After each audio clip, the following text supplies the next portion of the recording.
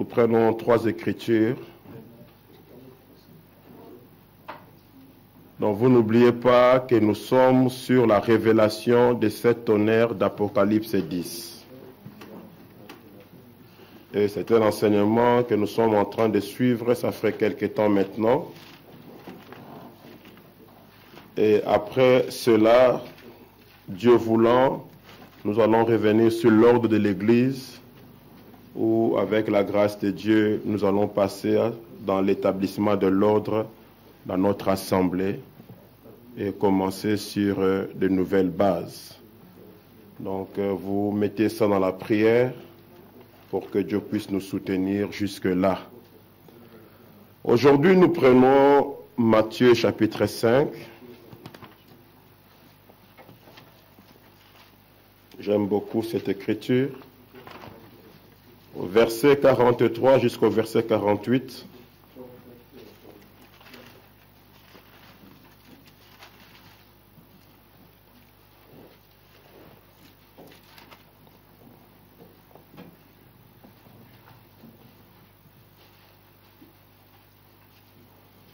Le Seigneur dit, vous avez appris qu'il a été dit, tu aimeras ton prochain et tu haïras ton ennemi. Mais moi, je vous dis, aimez vos ennemis, bénissez ceux qui vous maudissent, faites du bien à ceux qui vous haïssent. Amen. Et priez pour ceux qui vous maltraitent et qui vous persécutent, afin que vous soyez les fils de votre Père, qui est dans les cieux, car il fait lever son soleil sur le méchant et sur le bon, et il fait pleuvoir sur les justes et sur les injustes. Si vous aimez ceux qui vous aiment, quelle récompense méritez-vous? Les publicains aussi n'agissent-ils pas de même? Et si vous saluez seulement vos frères, que faites-vous d'extraordinaire? Le païen aussi n'agissent-ils pas de même? Soyez donc parfaits, comme votre Père céleste est parfait. Amen. Nous prenons 2 Corinthiens.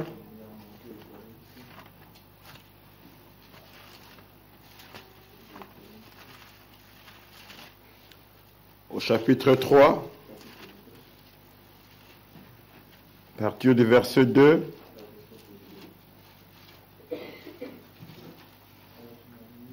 Même commençons au premier verset. L'apôtre Paul dit, commençons-nous de nouveau à nous recommander nous-mêmes, ou avons-nous besoin, comme quelques-uns, de lettres de recommandation auprès de vous ou de votre part? C'est vous qui êtes notre lettre écrite dans nos cœurs, connue et lue de tous les hommes. Vous êtes manifestement une lettre de Christ, écrite par notre ministère, non avec l'encre, mais avec l'Esprit de Dieu vivant, non sur le table de pierre, mais sur le table de chair, sur le cœur. Amen. Amen. Nous terminons avec Daniel chapitre 12.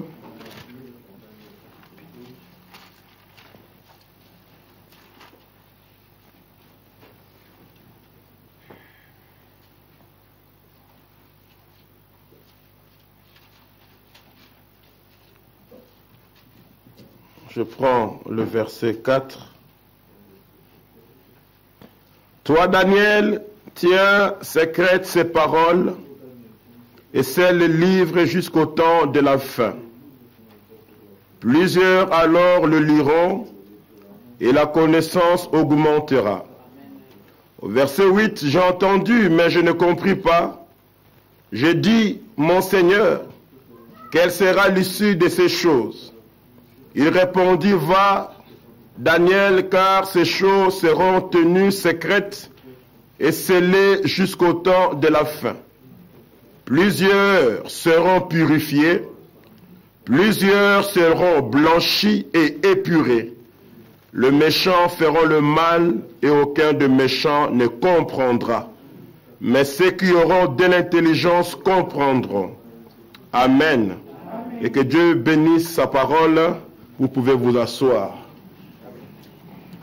La révélation de cet honneur, et nous sommes en train de parler du 3e chapitre, qui est le but de cet honneur. Nous avons lu avec vous dans M. Essler, là le prophète dit que les 7 honneurs n'ont pas grondé en vain. Amen. Que Dieu ne fait pas l'imbécile, Dieu ne blague pas, Dieu ne joue pas. Donc les 7 honneurs, s'ils ont grondé, c'est avec un but. Amen. Et ça, c'est la citation principale qui nous conduit dans ce 3e chapitre. Quel est le but de cet honneur? Pourquoi Dieu l'a caché un certain temps et au temps de la fin, Dieu le révèle? Les 7 honneurs, ils viennent pour faire quoi? Ça, c'est ce que nous sommes en train de voir. Alors avec vous, nous avons vu que le 7 honneurs, avec le prophète, ça rassemble l'épouse. Le but de ce cri de commandement, c'est de rassembler l'épouse. Et, comme nous avons lu ici, d'augmenter la connaissance de Christ. Parce que leur connaissance augmentera. Amen. Ce n'est pas la connaissance de la science du monde, de la chimie, mais c'est la connaissance de la personne de Christ. Ils connaîtront leur époux mieux qu'on les a connus. On l'a connu dans les âges passés. On a vu le deuxième but, le 7 honneurs. C'était, alors qu'il les a rassemblés, de leur donner la foi pour l'enlèvement. Parce qu'il y aura un enlèvement. Et Frère Branham dit, nous devons avoir une foi nécessaire, une foi suffisante pour être changés, pour disparaître, pour être enlevés. Et nous avons vu que c'est le but de cet honneur, ça contient cette foi-là. On a vu que le 7 honneurs réveille l'épouse. Nous avons vu avec Matthieu chapitre 25 que au milieu de la nuit, quelqu'un a crié. Quand quelqu'un a crié, c'est ce cri-là qui a réveillé l'épouse. Amen. Et en allant là-dedans, nous avons vu qu'il n'y a pas de réveil sans puissance. Parce que le réveil, c'est Dieu agissant en puissance. Et c'est là où nous avons vu que le but de cet honneur, c'est de donner la puissance à l'Église. Amen. Ce qu'on a vu dimanche, l'autre dimanche, qui est passé. Et aujourd'hui, nous voyons le 5e but de cet honneur, qui est de blanchir, d'épurer, de purifier l'Église. Le 7 honneurs fait cela. C'est ce que nous allons voir par la grâce de Dieu aujourd'hui.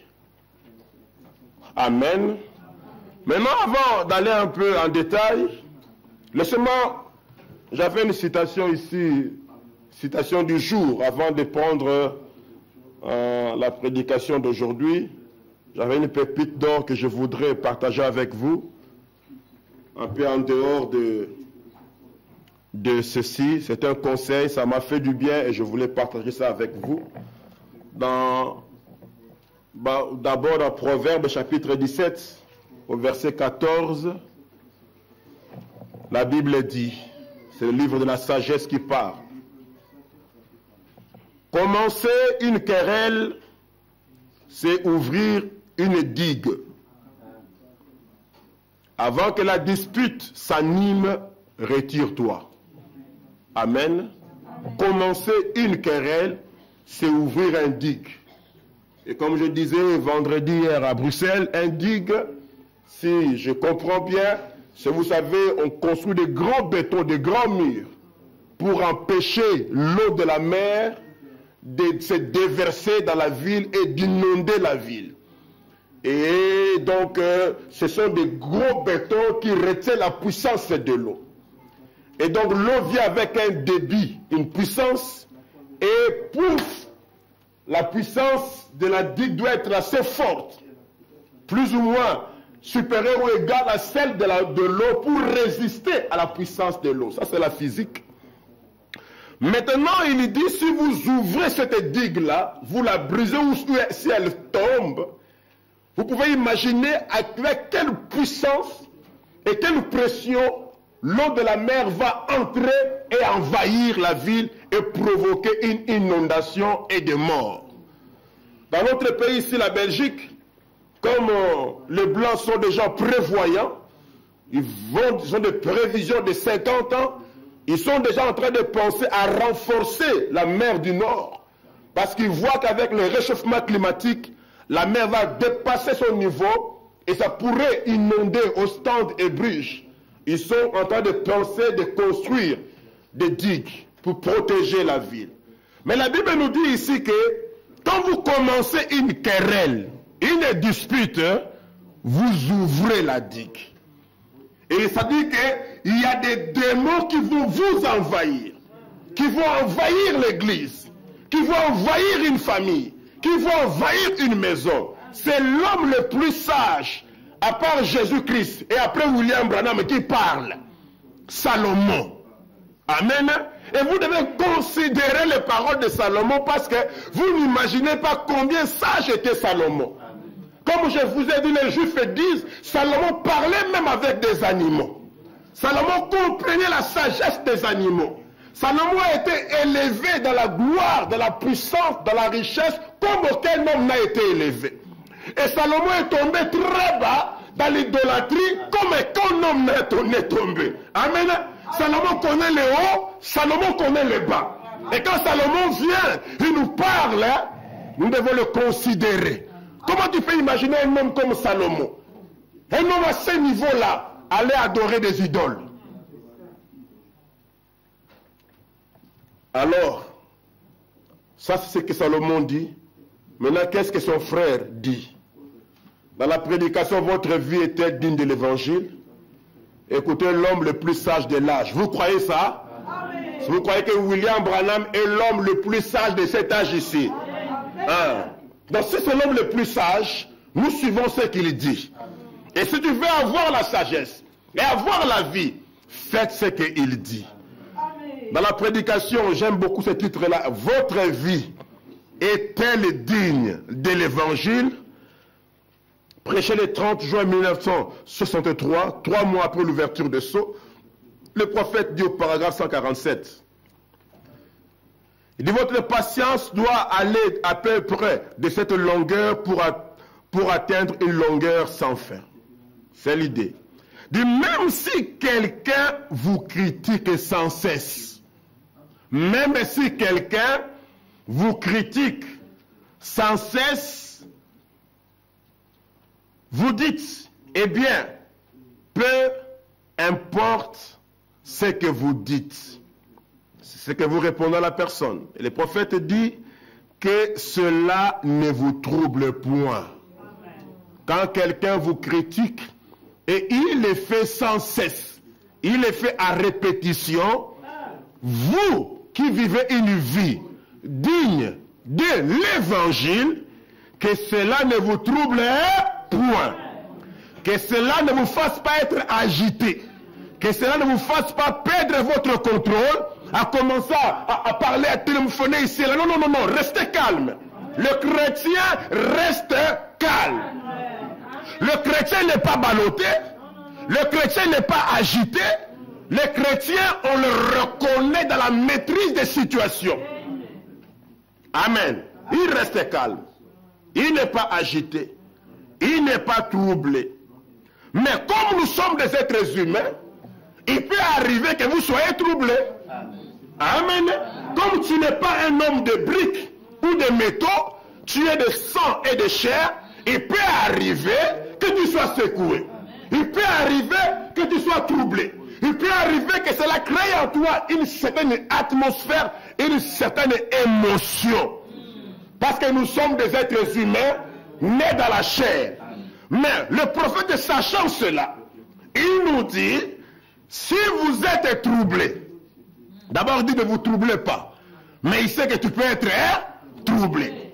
Maintenant, si vous êtes troublés, vous ferez mieux d'aller d'abord prier avant de parler à la personne. Amen. Si tu es troublé, le prophète ne dit pas parle à d'autres personnes, non. Dis à ta femme pour que ta femme te console, non. Ta femme n'a pas de consolation. Ton mari n'a pas de consolation. La consolation vient de la parole. Si d'abord toi-même tu es troublé, si tu le racontes à quelqu'un d'autre, tu fais passer le trouble d'une personne à une autre. Tu fais que le trouble devient encore plus grand. Est-ce qu'on est avec moi? Déjà moi je suis troublé par la nouvelle. Je vais le dire à ton fils, mais il sera aussi troublé. Le prophète dit, ça ce sont des conseils de la vie mon frère. Il dit, vous ferez, ah bon, je suis troublé. Le frère, ce qu'il a fait là, c'est pas bien. Je suis troublé. La Bible dit, va vers ton frère. Tu as une écriture. Mais tu vas vers ton frère avec une atmosphère de colère, d'agitation, de trouble, de frustration. Je vous dis, ça ne produira rien de bon. Parce que tu vas avec une mauvaise atmosphère toi-même. Et d'autres diront, je vais aller et je vais lui cracher les 4 vérités. Mauvaise atmosphère. Je vais aller, il va voir que moi aussi je connais. Mauvaise atmosphère. Donc quand tu vas dans cette attitude de trouble, tu peux être sûr que ça ne produira pas quelque chose de bon. Le prophète dit, il faut que tu cherches maintenant toi-même à faire un travail pour te calmer. Il dit, alors vous ferez mieux d'aller d'abord prier. Voilà le remède. Avant de parler à la personne. Voyez, c'est vrai. Va d'abord prier. Sois assez longtemps dans la prière que tu es convaincu que le trouble là est passé. Je suis maintenant sous une bonne atmosphère. Je peux aller. Parce que celui qui a commencé la querelle a ouvert une digue. Mais ne continuez pas la querelle. Comme je disais à mes frères à Bruxelles, j'ai dit, une querelle, quelqu'un peut la commencer, ça peut faire 20 minutes, 15 minutes, ça s'arrête. Si toi tu ne continues pas, quelqu'un peut venir, tu le regardes, tu restes calme, la querelle là n'ira pas loin. Mais si tu réponds, ça peut faire 2 heures de querelle. Parce que tu réponds, lui parle, tu réponds, lui parle. Mais si on peut être amené à rester calme, vous allez voir que la personne va se calmer lui aussi et vous ne serez pas inondé. Le prophète continue. Il dit, c'est vrai, ne vous engagez pas dans des disputes. Je peux attendre un amen. N'aimez pas vous engager dans des disputes. Il répète ça. Il donne un exemple. Si par exemple, vous voyez quelqu'un se lever dans l'église et dire, vous savez quoi? Je vous assure, un tel a fait ceci, un tel a fait cela. Dites-lui, eh bien frère, honte à vous. Vous avez compris? Si quelqu'un vient, il dit, un tel, vous lui répétez seulement le prophète. On ne vous dira pas que tu as blasphémé parce que tu as suivi le conseil. Dis frère, honte à toi. Il comprendra. Je continue, sans commentaire. Paragraphe 149, il répète encore, ne vous disputez pas. Quand votre famille, maintenant on quitte l'église, on arrive dans la famille, quand votre famille amorce une dispute, ne vous disputez pas avec eux. Si votre mère, par exemple, dit, je ne veux plus que tu ailles là, à cette église, qu'est-ce que tu es devenu? Tout ce à quoi tu penses maintenant, c'est de laisser pousser tes cheveux. Tu as l'air d'une vieille grande-mère. Frère Branham dit, ne vous disputez pas avec elle. Dites, d'accord, maman, il n'y a pas de problème, je t'aime malgré tout, je prierai pour toi tant que je vivrai. Amen. Ça ne continuera pas la dispute, hein?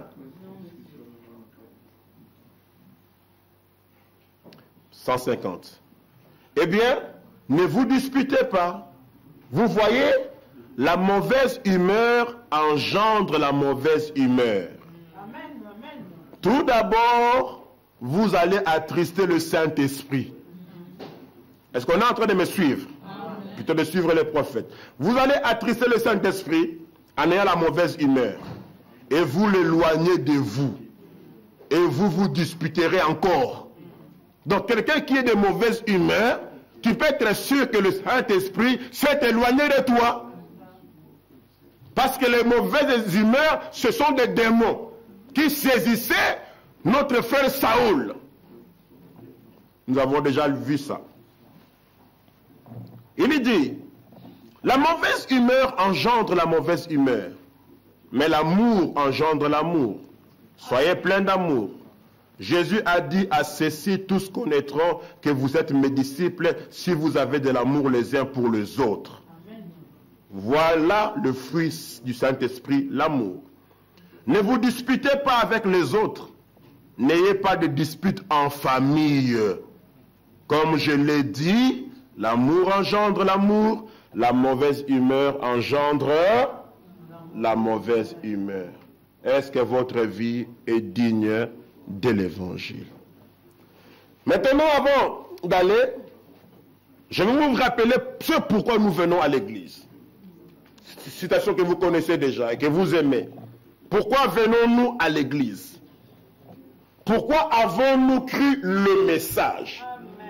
Pourquoi est-ce que nous ne sommes pas restés dans nos dénominations?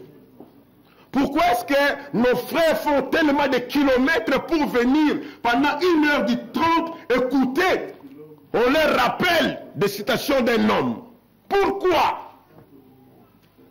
Pourquoi nous ne sommes pas aujourd'hui dans l'église de réveil ou dans l'église de Saint-François catholique? Pourquoi? Nous venons à l'église.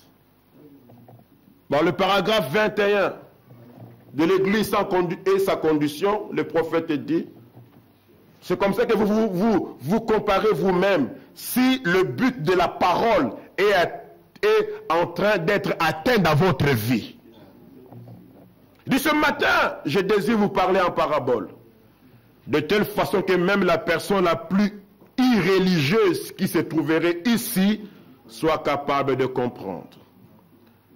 Nous venons à l'église pour nous améliorer. Amen.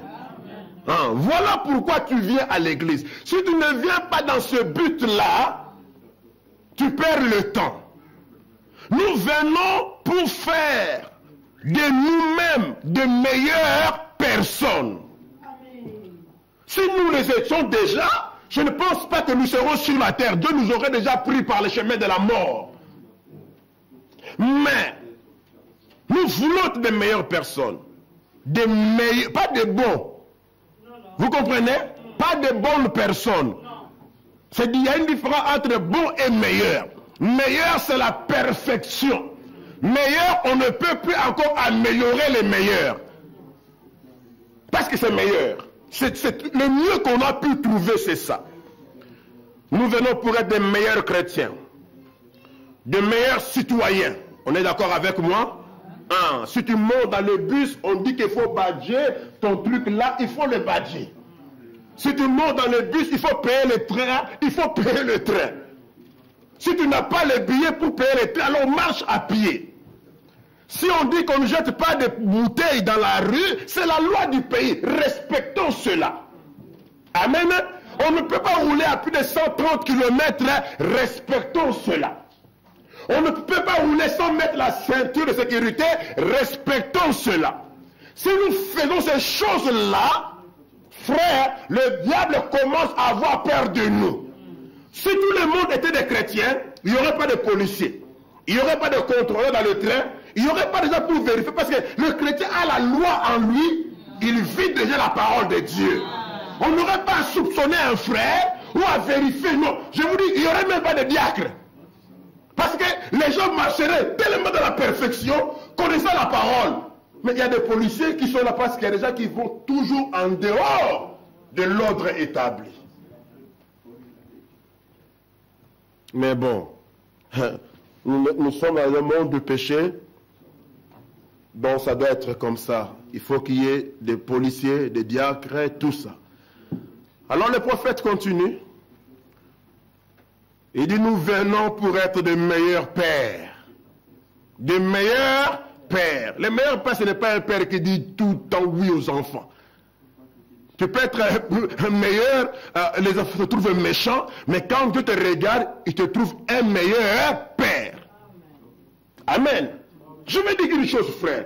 Chaque maison devrait avoir une loi.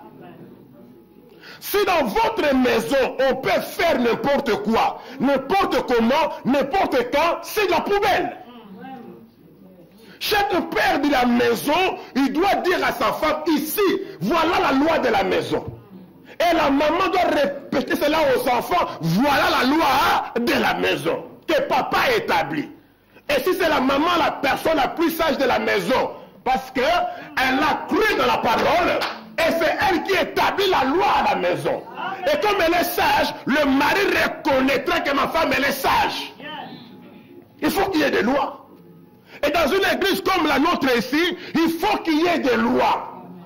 Il faut qu'il y ait des choses que les membres de l'église ici ne font pas parce que leur pasteur ne permet pas ça. Amen. Et je peux attendre un amen. Amen. Voilà comment on progressait dans l'assemblée et les gens étaient bénis. Et Dieu bénissait des petites assemblées parce qu'il y avait la loi. Et la loi que nous avons, c'est le message de l'heure. Amen. Amen. Moi, j'ai dit chez moi, j'ai remarqué, frère, j'allais dire ici quelque part dans la citation ici, mais quand je regarde les fêtes de mariage, comment elles se déroulent dans les milieux du message aujourd'hui, c'est la débandade. Mais n'oubliez pas que nous avons reçu un message, qu'il y a de l'ordre, de la discipline, une ligne de conduite. Nous sommes un peuple à part, appelé à sortir. Et le problème maintenant c'est quoi? C'est que nous voulons être comme les dénominationnels. Regardez nos mariages, c'est n'importe quoi. Avant ce n'était pas comme ça. On danse n'importe quoi, n'importe comment. On chante n'importe comment. Moi, j'ai dit chez moi à la maison, mes enfants, je ne vais pas les voir là. Amen. Je ne veux pas, parce que moi, je suis contre les chansons là, dénominationnelles, qu'on met dans le mariage. Suivez-moi maintenant très bien. Ruth, tu me suis bien? C'est papa qui parle. Amen. Chaque église doit avoir son ordre. Que des femmes extrémistes, d'exagérer. Nous sommes arrivés au point, chaque église doit se protéger. Chaque pasteur doit protéger ce que Dieu lui a donné. Nous sommes arrivés au point où nous devons dire ce que nous croyons. Si à côté il faut que c'est bon, tant pis pour eux. Mais moi je ne crois pas à ça. Je ne crois pas que dans nos mariages, on doit négliger le faire du message dans les chansons pour aller prendre le message dénominationnel avec des danses ridicules, charnelles. On bouge le pied, on bouge le cuisse, on bouge n'importe quoi. Et quand les gens qui sont un peu sains regardent, ils ne voient plus la sainteté. C'est-à-dire que le sérieux du message est en train de nous quitter. Amen. Comme je vais aller en voyage, je voudrais que vous écoutez le prophète dans une politique de le choisir. Le sérieux du message est en train de nous quitter. Amen. Amen. La répétition dans le mariage, c'est bon, c'est dans la parole, on doit faire. Mais vous devez savoir, vous chantez quoi? Vous dansez quoi? Vous marchez comment? Vous faites comment? C'est pour cela. Si une église vous demande, oh Ruth, viens être fille d'honneur, il faut venir en parler au pasteur. Viens me voir. Moi je veux dire, parce que vous êtes des représentants de l'église. Partout où vous allez, hein, les gens vous regardent. Elle est pris où? On arrive là, tu as des cheveux bizarres, tu marches bizarre, tu danses des trucs bizarres. Alors on regarde, mais qui est son pasteur? Elle est enseignée où? C'est là où commence le problème. Parce que nous voulons être comme tout le monde. Mais les chrétiens ne peuvent pas être comme tout le monde. Amen. Amen. Si nous avons des mariages, faisons des choses simples. Faisons des choses selon la parole de Dieu. Amen. Consultez les pasteurs, que les pasteurs regardent. Les pasteurs doivent même être là pour savoir quel habillement les filles d'honneur vont mettre. C'est là où les gens ne sont pas d'accord avec moi et pensent que je suis dictateur. Non. Mes filles là, elles vont sortir, elles vont s'habiller comment? La robe de la mariée là, elle est comment? La mariée là, on a fait sa beauté comment? Parce que je vous dis une chose, les critiquants les regardent. Ils regardent, ah c'est l'église de Pasteur Péniel, ils parlent trop ces messieurs-là. On va aller voir comment ils sont aujourd'hui. Vous venez n'importe quoi. C'est là où moi j'ai dit à mes enfants, vous voulez aller quelque part, je dois savoir vous allez où? C'est quelle fête de qui? Quelle chanson? Et j'ai le droit de dire non. Amen. Amen. J'ai le droit de dire non. Parce que moi je prêche contre ces choses-là. Et on vous voit dans une fête. Vous faites n'importe comment. Parce que l'église là accepte ça. C'est leur problème. Je ne condamne pas les églises, n'est-ce pas? Et ils font ça. Mais moi je ne crois pas à ça. Mais si moi je vous enseigne la parole, vous allez participer à ça, ça retourne contre moi. Ça retourne contre moi. Et on va me dire, si tu vis parce que tu prêches, alors ne prêche pas. Comment tes enfants se comportent comme ça, dansent comme ça, agissent comme ça. Amen. C'est là où nous devons être stricts. Nous sommes arrivés au point dans le message où il y aura des séparations, où il y aura des divisions. Amen.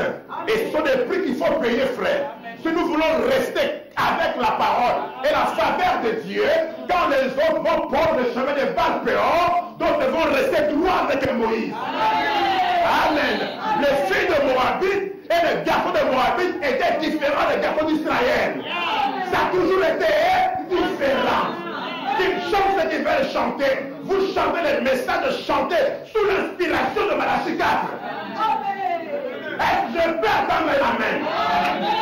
Les garçons, je peux attendre un amen? Ah oui, frère. C'est après, c'est moi qui reçois les insultes, hein, et les flèches, et les critiques. Vous devez savoir ça. Nous sommes dans un monde comme ça de compétition. Et quand votre pasteur vous dit marchez comme ça, si vous faites papa et maman, marchez comme ça, nous aurons la faveur de Dieu et Dieu nous bénira. Nous serons une église peut-être démodée, mais Dieu nous bénira. Parce que les églises commencent à être séduites par le monde. Oui, frère. Oui. Vous arrivez dans des fêtes, depuis que ça commence jusqu'à la fin, dénominationnelles, des dénominationnels. Des danses ridicules. Ah, ça, moi je parle à vous mes enfants, à ceux qui sont à la maison là-bas, je leur dis, si les gens vont me prendre des mauvais, je n'ai rien à faire avec ça. Amen. Amen. Mais nous arrivons au point où chacun doit protéger son église. Amen. Ah oui. Je ne veux pas de ça, je ne veux pas de ça. Parce que je sais de quoi ils sont en train de parler. Parce qu'après, ça retourne toujours. Pourquoi? Parce que la parole de Dieu nous défend cela. Nous devons être meilleurs. Et écoutez-moi très bien, c'est la citation du prophète. Si vous devez être meilleur, vous devez savoir d'où vous prenez votre exemple. Frère Branham me dit, les gens commencent à prendre l'exemple chez les pentecôtistes, et les pentecôtistes prennent l'exemple chez les baptistes, et les baptistes chez les presbytériens, et les presbytériens imitent les catholiques, et les catholiques imitent l'enfer. Amen. Donc si vous imitez les pentecôtistes, pour suivre la chaîne, vous serez en train d'imiter l'enfer. C'est là où ça blesse. Mais restez accrochés à ce message. Soyez même méprisés, mais vous verrez la gloire de Dieu. Nous nous habillons comme tout le monde, nous nous coiffons comme tout le monde, et nous laissons N'importe quoi entrait. Et j'ai vu ça et ça commence toujours à aller en se dégradant et en se dégradant. Pourquoi? La crainte du message est en train de nous quitter. Un mariage ici, on doit vérifier chaque détail. Et il y a des églises qui marchent comme ça. Et tellement ces gens-là ont confiance dans leur pasteur, amen, ça ne pose même pas de tension. Mais dans les églises, les rebelles, la femme commence à dire à son mari, il exagère. Il exagère. Le mari dit, mais le pasteur exagère. Ça crée de troubles, frère. Ou vous êtes avec moi, ou vous n'êtes pas. Alléluia. Si le pasteur dit chez nous, les filles sont comme ça, soyez comme ça. Un petit compromis appelle un autre frère. Vous êtes déjà arrivé au point où vous vous préparez à marcher seul avec Dieu. Amen. Amen. Vous devez savoir ça. Amen. Amen. Vous les filles là, les petites filles. La maîtresse vient. Oh non, on va faire le carnaval. On va te mettre la peinture, le vernis. Tu dois dire non. Non, mais les vernis, non. Il faut savoir dire non. On est d'accord là? Amen. Ah, c'est comme cela que nous aurons la faveur de Dieu. Frère, que vous montez, vous descendez, ce jour-là arrivera. Amen. Et c'est déjà là. Vous savez, tous les pays ici sont dirigés par les homosexuels. Ils sont devenus très puissants. Je peux vous citer des premiers ministres qui dirigent des gouvernements qui sont là-dedans. Donc vous comprenez qu'il viendra un temps où les églises comme la nôtre là, nous aurons des difficultés. Mais frère, ça doit être comme cela. Quand je travaillais j'avais un chef, il était là-dedans. Alors, il me dit un jour, qu'est-ce que tu penses de mon mariage? Ah, vraiment. D'abord, on était dans la réunion de l'équipe. Après la décision du travail, il prend l'invitation, il donne à tous les membres de l'équipe. Il va se marier, je ne sais pas si c'était sa femme ou si c'était son mari, moi je ne sais pas qui est femme, qui est mari là. Et on a distribué comme ça, je n'ai même pas touché. Et ça l'a blessé, il dit, ah, tu ne prends même pas la carte. Je me suis levé, je suis parti. Je ne peux pas prendre la carte. Pourtant c'est mon chef, c'est lui qui me cote. Si je dois bien travailler bien ou pas. Vous arrivez, vous voyez? Je dis non, je ne peux pas. Après, quelques jours, il me pose la question. Je dis non, je n'aimerais pas te répondre sur le travail, nous sommes dans le milieu de travail. Mais va lire Romains chapitre 1er. Tu comprendras ma position. Je coupais simplement comme ça. Donc, vous voyez, c'est là où nous arrivons. Ce que je dis là, ça concerne tous ces jeunes ici. Vous allez vous retrouver avec des amis, des garçons, des filles qui sont déjà là-dedans. Quelle sera votre attitude? Est-ce que vous serez non, soyons compréhensifs, il n'y a pas de problème. Ça, non, non, non, non. Restez avec la parole, condamnez le mal, mais respectez les individus. Vous avez compris? Je ne vous demande pas d'insulter les gens. Nous, on n'insulte personne, on respecte les individus. Il peut être aujourd'hui là, demain, il trouvera grâce. Respectez, aimez les gens, mais cette affaire-là, condamnez cela. Oh, pasteur, ce ne sont pas des choses qu'il faut dire à l'église. Non, il faut le dire à l'église. Parce qu'à l'école, on en parle. À l'école, on en parle. Et ce sont des esprits. Et maintenant, ça ne se cache plus. Je vais à la gare de la Naine, 2 filles de 18 ans, le matin, on attend le train pour aller, en train de s'embrasser comme un homme et une femme, en plein salle d'attente de la gare, sans aucune honte. Et toi, tu vas avoir honte pour déclarer que c'est mal? Les gens ne se cachent pas. 2 filles dans la salle d'attente, on attend l'heure du train, en train de s'embrasser comme nous voyons les hommes et les femmes faire. Dans quel âge nous vivons? Il faut... C'est pour cela, si on commence à faire petit compromis, ça mène un grand compromis. Ça mène encore un plus grand compromis. Et vous allez découvrir après 15, 10 ans, on rentrera dans nos églises ici, il n'y aura plus rien du message. C'est ce que nous devons faire attention. Le message ne va jamais avec le monde. Le monde va toujours vous rejeter. Mais à la fin, Dieu va vous honorer. Amen. Amen. Les enfants, vous devez comprendre ça. Quand votre maman a dit non, quand votre papa a dit non, si tu es un enfant qui obéit, tu dis oui papa, comme tu as dit, nous ferons. Et Dieu vous bénira.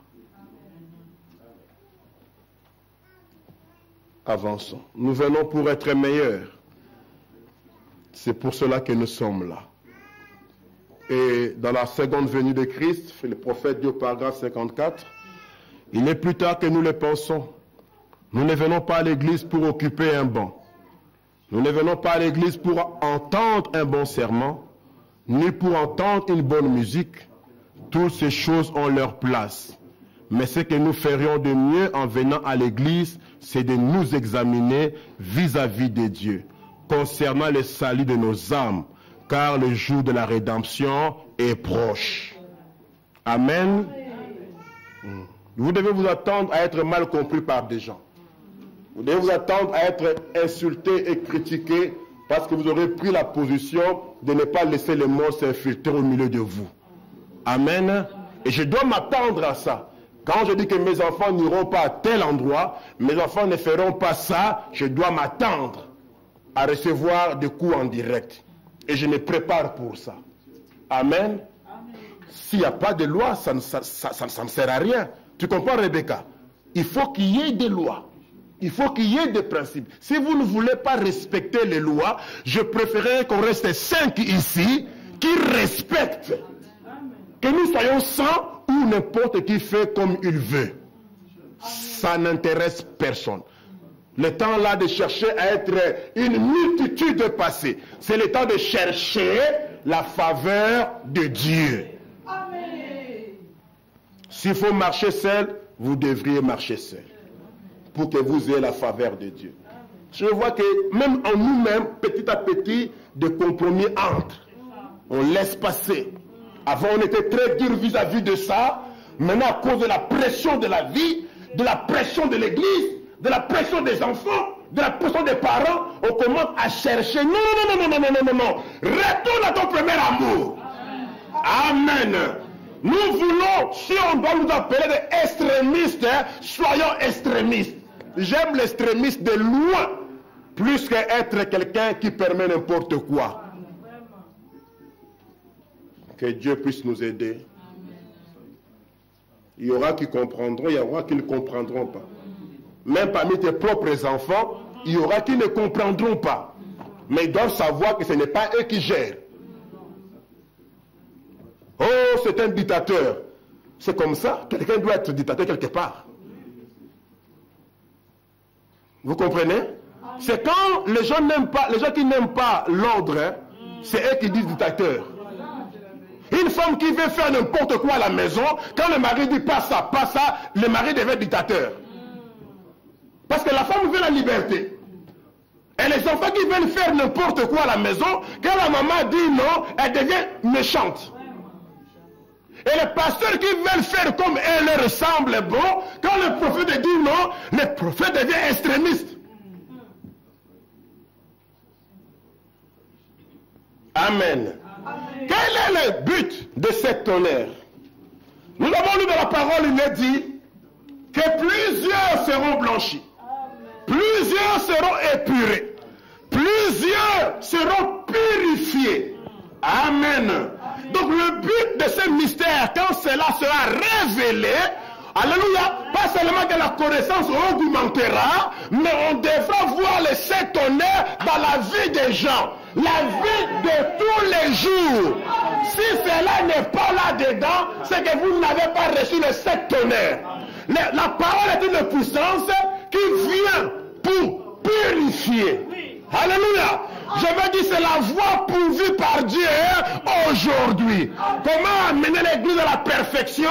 Dieu a pourvu le mystère de cette tonnerre. Comme on a entendu dimanche ici. C'est frère Branham qui a prêché dimanche. Une puissante prédication. Amen.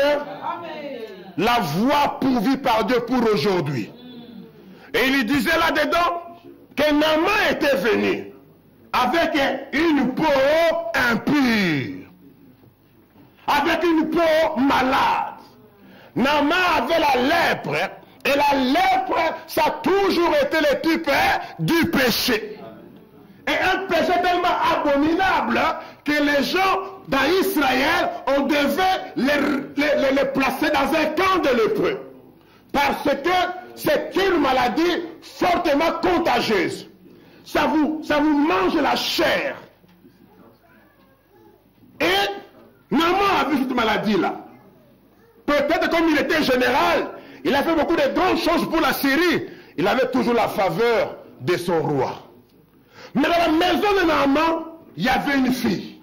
Alléluia. Une fille du message. Une fille qui avait reçu le prophète Élisée. Amen. Une fille qui connaissait que Dieu a visité le monde.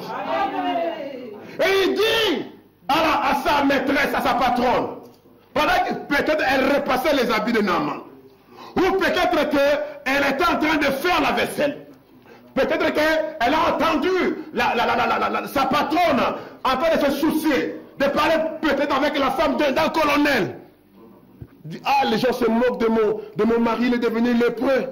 Il a beaucoup travaillé pour le pays. Vraiment, on a tout fait. Et la fille a lancé.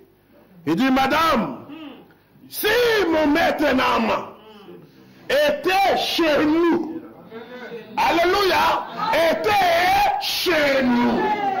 Chez vous, c'est où? En Israël. Amen. Parce que là-bas, chez nous, il y a un prophète avec la guérison sous ses ailes.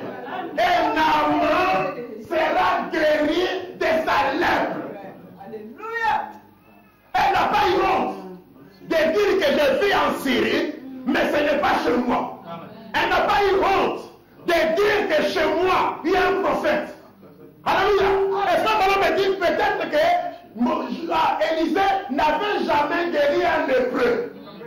Il n'y avait jamais une histoire, mais elle savait que rien ne résiste à la puissance de Dieu.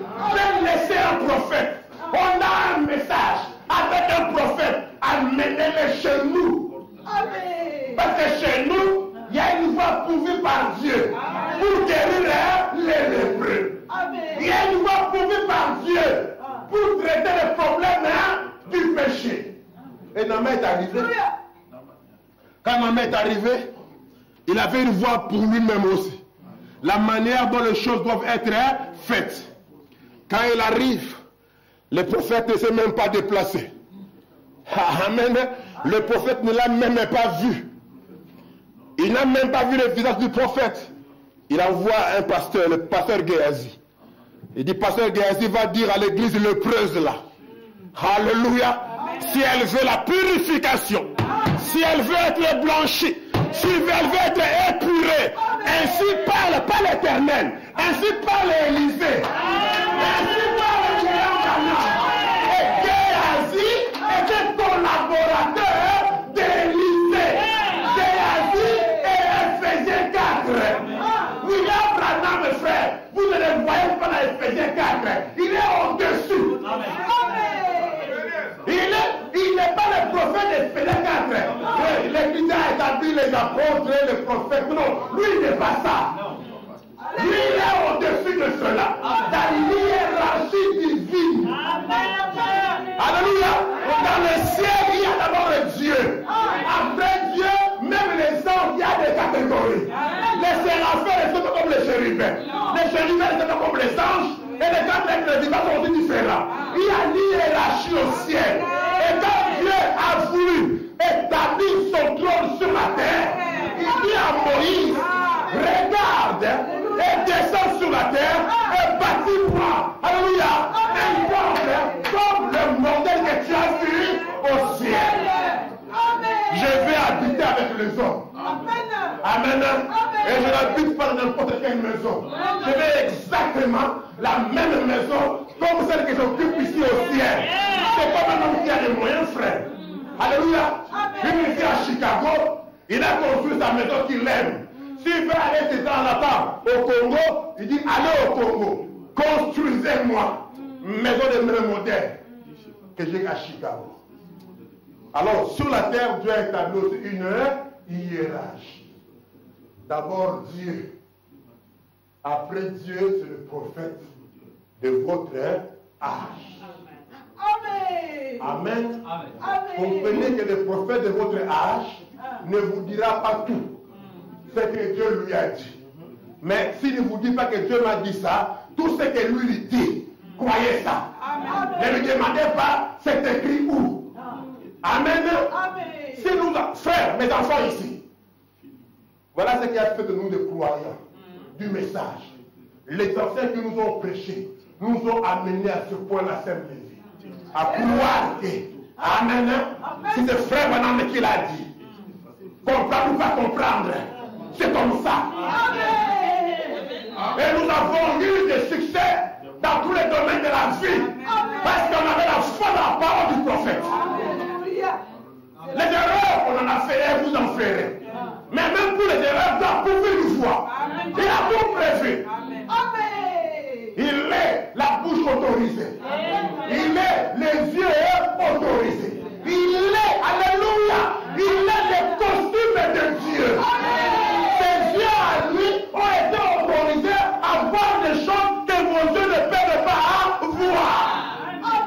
Oh, man. C'est comme quelqu'un qui a son fétiche, alléluia. Il a son fétiche qui lui donne beaucoup d'argent. Il vous dira, c'est qu'elle n'est pas ici, personne ne peut voir. Sauf que toi, mon fils aîné, tes yeux sont autorisés à voir. Pas seulement la bouche autorisée, les yeux autorisés. La pensée même autorisée. Parce que celui qui descend, il vous dit, la question ici, je n'ai pas d'écriture à vous donner. Vous avez vu le prophète, non? On lui pose une question, et il dit, j'ai regardé dans les Écritures. Je n'ai pas trouvé une réponse à la question. Mais si vous voulez, voici ce que je pense. Voici mon opinion. Vous autres, vous n'avez pas le droit de penser. Lui, c'est la pensée, son mémoire. Alléluia. C'est l'imagination autorisée. Quand lui, il dit, j'imagine que, alléluia, Abraham s'est disputé avec Sarah. Sarah, Abraham est sorti. Pour savoir ce n'est pas écrit, hein? C'est lui qui imagine. C'est l'imagination autorisée. Et pour moi, c'est comme ça. Ces jours-là, pourquoi est-ce qu'Abraham était dehors? Parce qu'Abraham et Sarah se sont disputés. C'est écrit où? Dans l'imagination autorisée. Quand il dit, je peux voir Jésus dans le séjour de mort, en train d'enfoncer, il donne un coup à Satan. C'est ce qui s'est passé. Alléluia. Parce que Moïse est frère. Moïse n'était pas là quand Dieu créé les cieux et la terre. Même Abraham n'a pas parlé. Abraham, comment est-ce qu'on a créé les choses? Abraham n'a pas parlé. Alléluia. Mais un petit garçon, il naîtra des centaines d'années après Abraham. Après même Noé. Il sort de quelque part. Et il nous dit, au commencement, c'était la question que tout le monde avait. Oh, comme Moïse était un homme sage. Moïse était savant, hein? Selon le terme du monde. Hein? Moïse était dans l'Égypte. Aucune décision ne se prenait dans l'Égypte sans consulter Moïse. Et n'oubliez pas qu'il était le bras droit de Pharaon. La génération de Joseph. C'est pas n'importe qui. Il était intelligent. Le prophète dit, il enseignait même aux Égyptiens. Amen. Chef de guerre, sachant manier tous les armes. Il connaissait la chimie. Celui qui a bâti le temple, beaucoup de choses là. Amen. Je veux dire, là, c'est Joseph. Mais Moïse connaissait la chimie.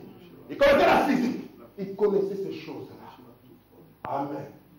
Mais c'est tellement que dans les temples, dans le palais, on se posait la question de l'histoire du monde.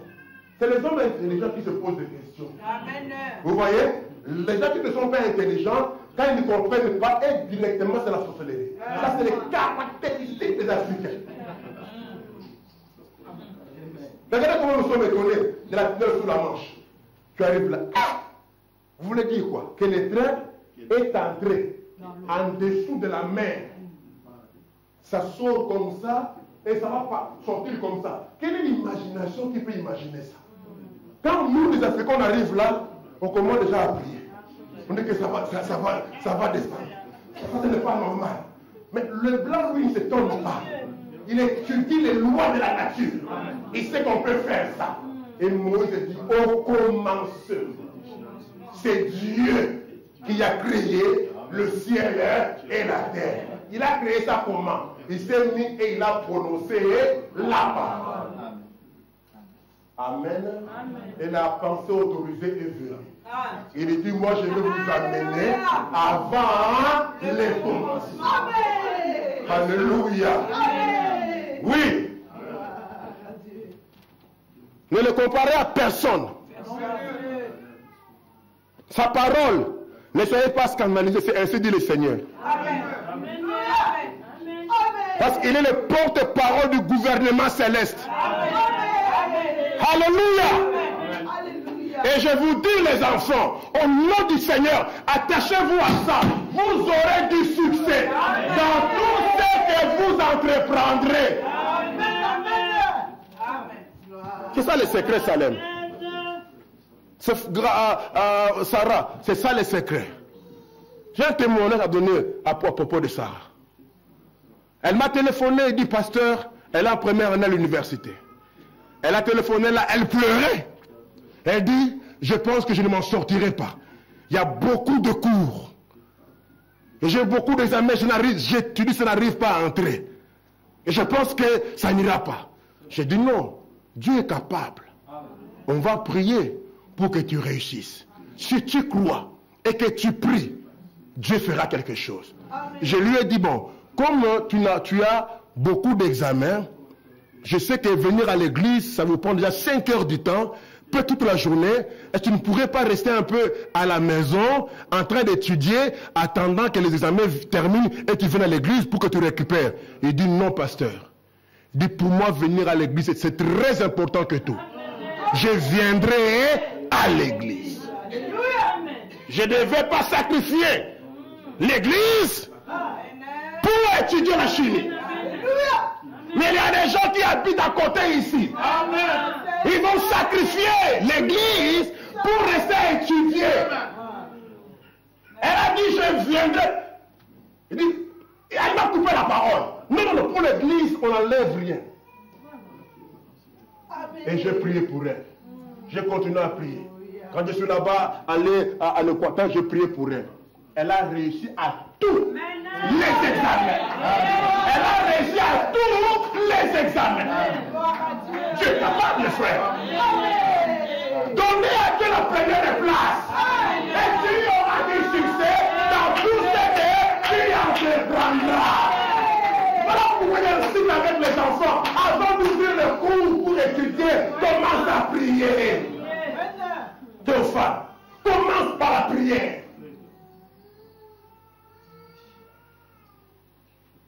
Mais on vous donne le conseil de Dieu pour que vous soyez bien. Amen. Mais les gens ne suivent pas. Ça veut dire quand vous obéissez à Dieu, Dieu finira par vous honorer. Amen. Amen. Amen. Amen. Si vous pouvez arriver à ce point-là, même si le pasteur est un hypocrite, mais le fait que vous honorez Dieu, Dieu vous honorera. Il traitera avec l'hypocrite, mais Dieu vous bénira. Naaman arrive. Élisée était la voie pourvue par Dieu pour Naaman, pour sa guérison. S'il était resté là-bas, il mourrait. Quand il arrive, Élisée dit, Géasi, va lui dire d'aller se jeter 7 fois dans l'eau du Jourdain. Et il sera pur.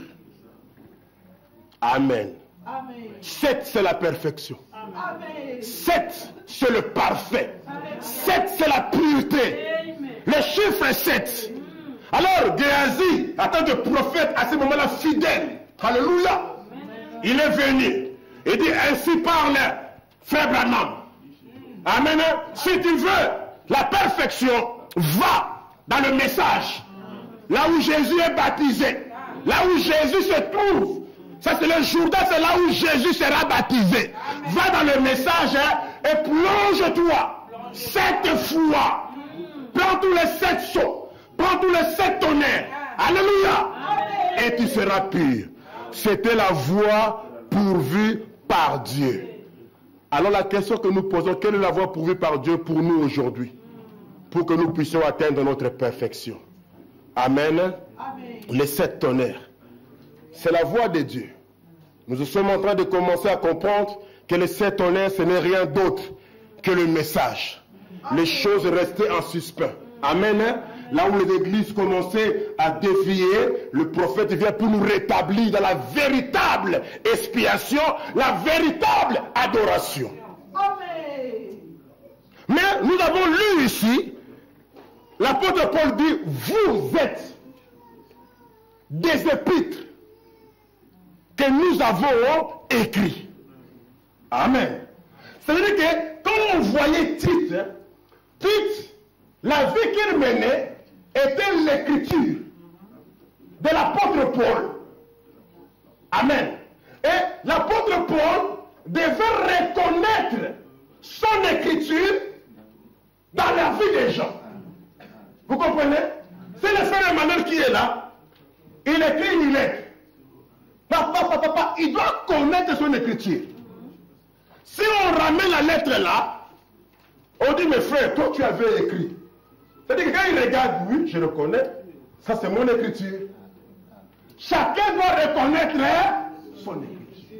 Et quand le prophète de Branham, il prend l'écriture que Dieu lui a donnée, le message de l'heure, le Saint-Honneur, il écrit dans votre vie.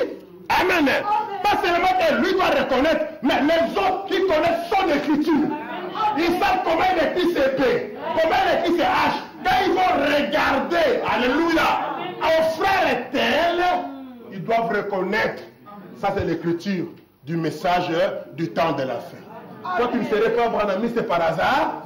Comment? Mais quand nous te lisons, nous voyons, nous connaissons l'écriture de frère Branham.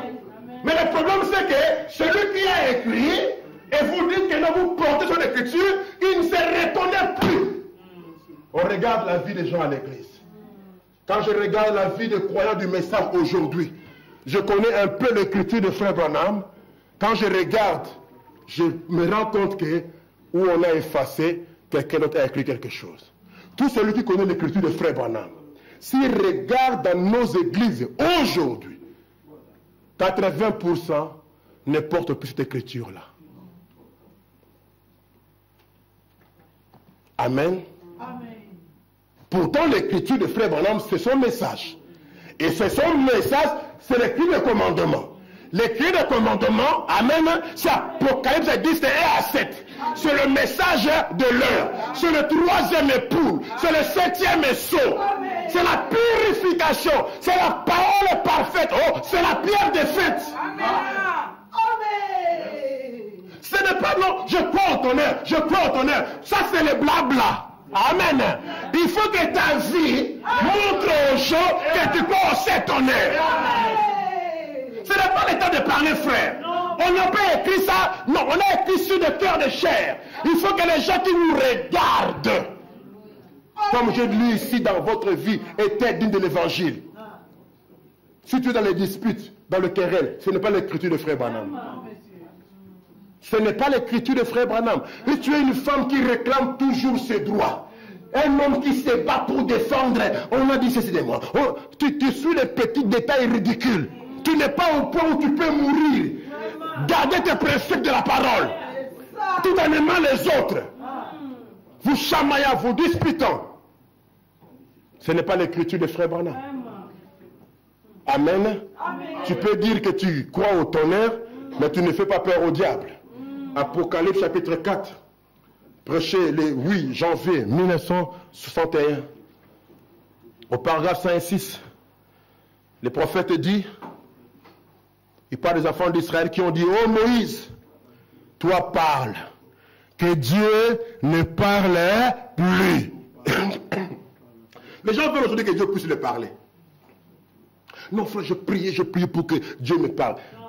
Et ils ont dit que Moïse parle. Alors, frère, madame dit, oh, que Dieu ne parle plus, parce qu'ils n'ont pas pu supporter quand Dieu parlait. Nous regrettons maintenant d'avoir demandé cela. Ceux qui avaient demandé. Quand Moïse venait, on est fatigué. Nous, on veut que Dieu lui-même nous parle. Il dit, nous regrettons maintenant d'avoir demandé cela. Voyez-vous, que toi, tu nous parles, Moïse. Si Dieu parle, nous mourrons tous. Voyez, Dieu avait fait une expiation. Maintenant, écoutez, la voix du trône. Remarquez qu'au milieu de ce trône, devant le trône, il y avait 7 étoiles. Et la voix des étoiles, vous voyez, nous trouvons qu'il y en avait plus ici dans Apocalypse 4, ou plutôt 5. Et du trône sortaient des éclairs, des tonnerres et des voix. Pas une seule voix, de voix au pluriel. Qu'était-ce, frère Branham? Frère Branham dit, c'est Dieu parlant à l'église. C'est reflétant au travers de cet esprit. Lorsque un vrai ouïe de Dieu parle, c'est la voix de Dieu. Tu crois ça, Rich? Quel est loin d'aujourd'hui? Loin de Dieu pour aujourd'hui. Quel est loin? Je te pose la question, maman. Quel est loin de Dieu pour nous aujourd'hui?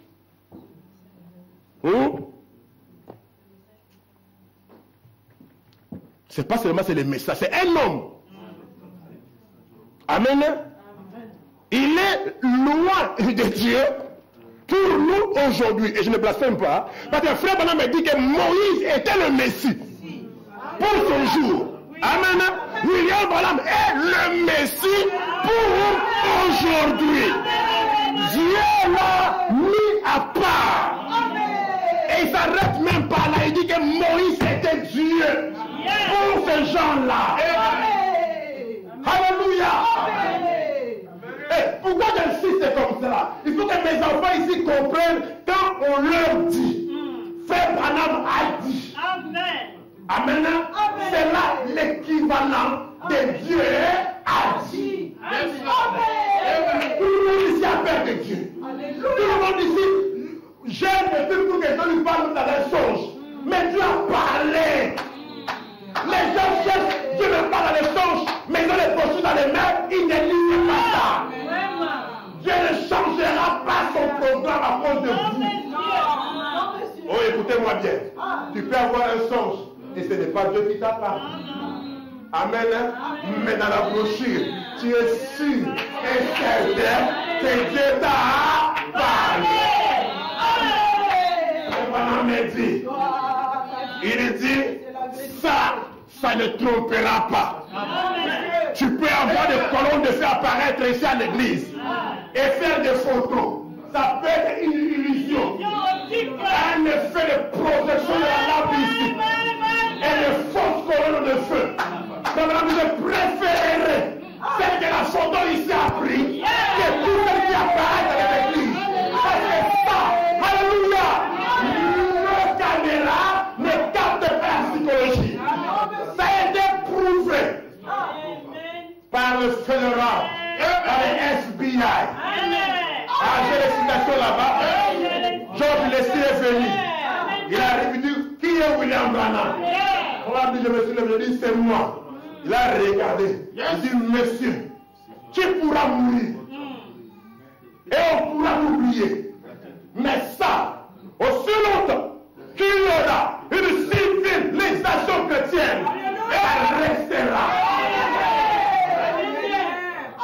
Alléluia.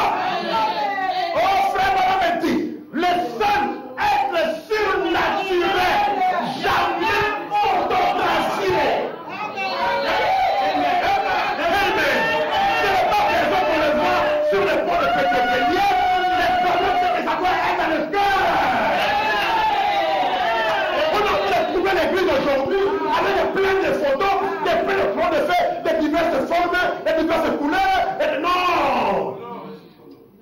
Je ne critique pas les paroles de feu des gens. Je parle de notre colonne de feu. Je respecte toujours ce qui se passe ailleurs, mais je veux former l'église ici à ne pas être des coureurs de signes, des chercheurs de vision. Non, pasteur, je vais me marier, je prie pour que Dieu me parle. Oh. Va prendre les prédications, le choix d'une épouse, mariage et divorce. Amen. Prends ça. Les pas des secrets de l'église. Dieu parlait là-bas, non? Amen. Toi, tu veux que Dieu te parle. Maintenant, quand tu vas venir, Dieu m'a parlé. Qui te dit que c'est Dieu qui a? Je suis fatigué d'entendre cette histoire-là. Dieu m'a parlé, Dieu m'a parlé, Dieu m'a parlé. Tout le monde, c'est Dieu qui nous parle. Dans les YouTube, on a quelqu'un qui sort, Dieu m'a parlé. Surtout les Africains, ils croient n'importe quoi.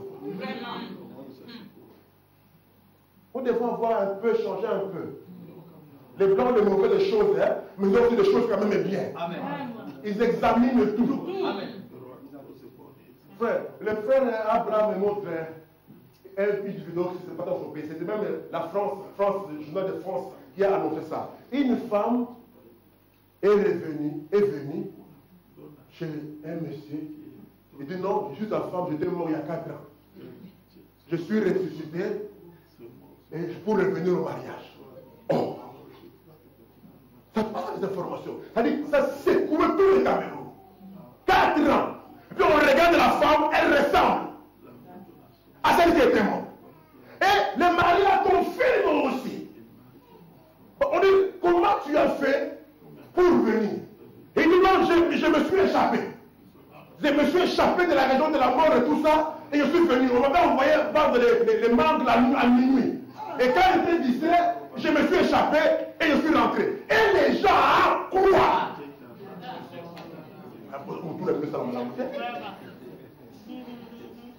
Et le mari, on appelle les frères de la sœur. Ils viennent, ils reconnaissent que c'est leur sœur. Et la dame est entrée dans la maison. Maintenant, le mari demande, tu aimes le vin? Oui, j'aime le vin. Ils prennent le vin, ils font la fête. La femme est ressuscitée 4 ans après. Il est revenu chez son mari. Et puis l'entrée et tout, le mari n'était pas encore marié. Il trouve encore la photo de la femme qui était morte. Ah, voilà, tu n'as pas beaucoup changé, hein? La police camerounaise regarde, on doit investiguer.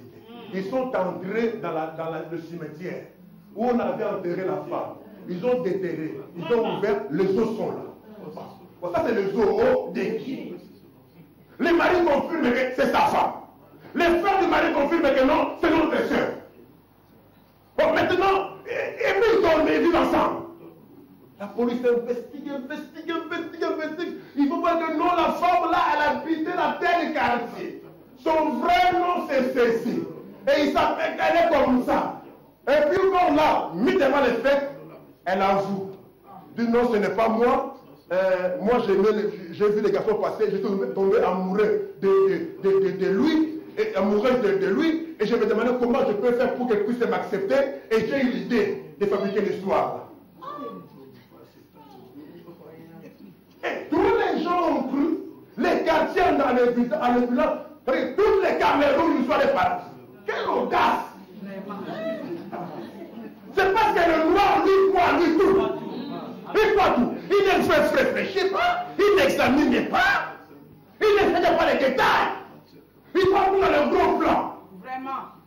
C'est là où vous adorez les démons. Parce que vous loupez les détails. Amen. Si Luther était noir, il aurait adoré Satan. Luther regarde. Déjà couronné, oui. Mais tu ne me reconnais pas. Adore-moi, non? Regarde. Il cherche maintenant les détails. Les détails qui se cachent là.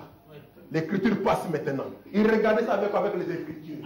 Si vous ne connaissez pas les écritures, vous adorerez n'importe quoi. Amen. Je parlais le mercredi de l'expérience.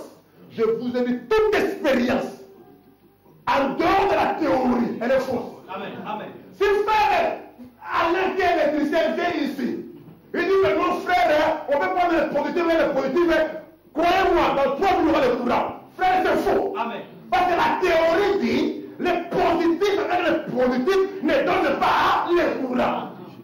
Si même dans 3 jours il y a le courant, c'est que les frères venaient allumer une lampe à l'intérieur. Il nous a trompés. Et puis regarde, l'écriture passe. Nous les couronnons. Alléluia. Roi et gloire. Nous sommes encore sur la terre. Comment toi tu es déjà couronné? Arrière de moi, Satan. Amen. Si c'était les pasteurs d'aujourd'hui, dans le message, moi je ne parle pas de l'extérieur, les pasteurs du message, vous n'avez pas avalé de l'eau. C'est quand il revient. Qu'est-ce que je vous disais? Et tous les diables charnels là, ils vont commencer à croire. L'autre pasteur a vu l'ange lui-même. Lui-même, c'est l'homme de Dieu ne ment pas. Et l'ange lui a dit quoi? L'ange lui a dit qu'à partir de maintenant, c'est lui l'homme de l'âge.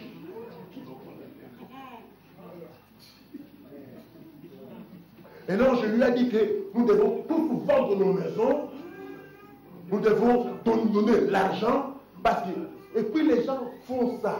Je vous dis la vérité, ça s'est passé au Nicaragua. Au Nicaragua, dans l'église du message, ce frère-là, il est allé dans la montagne, et puis, excusez-moi, je dévie un peu, et puis, il a vu la colonne de feu soi-disant. C'est passé à la télévision nicaraguayenne. Et on a montré à la télévision, même l'église avec nos photos ici. Quelle désillusion ça fait à Nicaragua? Non, la colonne de feu lui a apparu, que non, l'enlèvement aura lieu au Nicaragua, sur telle montagne. Tous les gens ont quitté. Ils ont tout vendu, le frère. Ils sont allés avec lui là-bas. Ils ont construit le truc. Lui, c'est le grand chef de là-bas. Et ça crée des problèmes au niveau de la justice. Des plaintes et des plaintes.